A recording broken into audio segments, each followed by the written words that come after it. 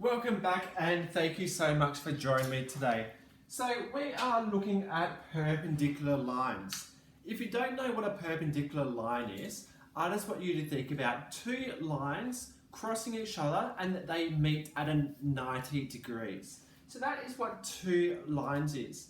So first, when we are looking for a gradient of a perpendicular line, we can use these formulas.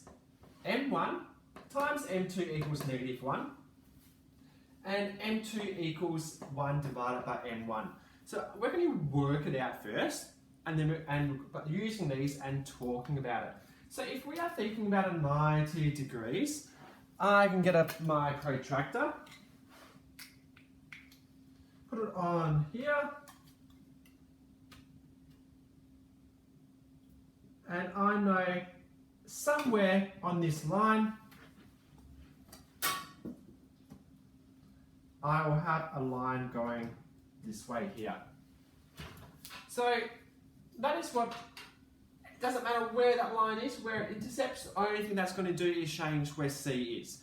Because C in our linear equation is the y-intercept.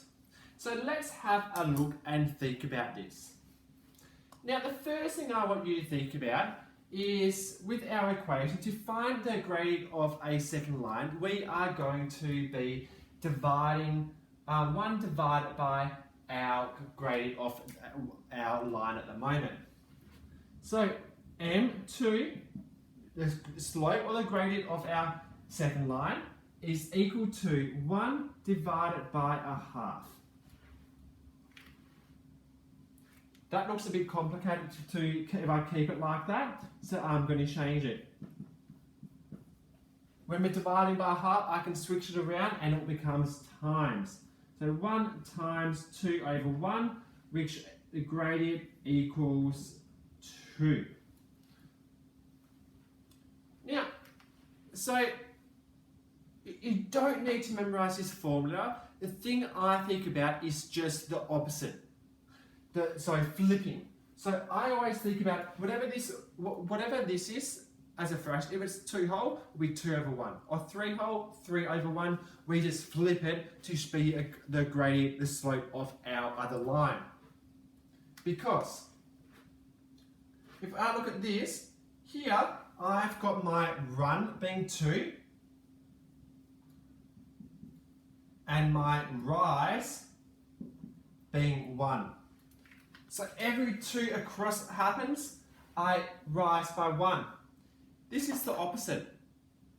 So a perpendicular line is the opposite of that. So instead, my rise is 2 and my run is 1.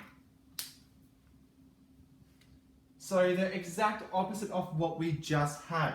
So that is how we work out the gradient or the slope of a perpendicular line. Now, let's double check that.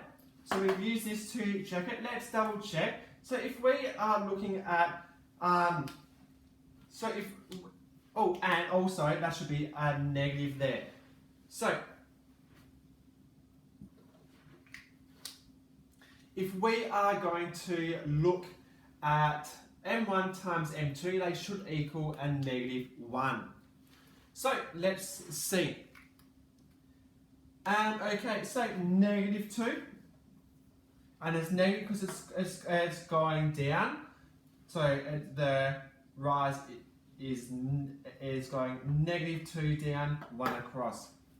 So -2 times half equals -1.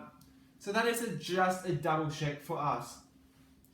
So I didn't just have to do it that way. I could have worked backwards as well to find that. I really hope that helps you understand perpendicular lines in terms of finding a gradient of the perpendicular line. If you need extra help, message me and get back to me, please.